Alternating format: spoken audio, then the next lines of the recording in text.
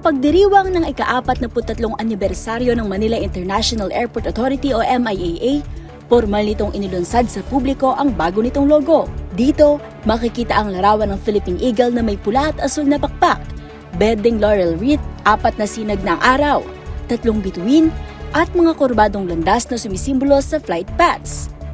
Ayon sa MIAA, ang Philippine Eagle ay sumasagisag sa matatag na pamumuno at paninindigan ng ligtas at epesyenteng operasyon ng paliparan. Ang mga pakpak naman ay naglalarawan ng lipad at koneksyon. Ang berdeng laurel wreath ay sumisimbolo sa environmental commitment ng MIAA, habang ang 4 na sinag ng araw ay kumakatawan sa 4 na terminal ng Ninoy Aquino International Airport o NAIA. Ang 3 bituin ay sumasalamin sa pambansang koneksyon at ang kurbadong landas para sa maayos na mga rutang panghimpapawid.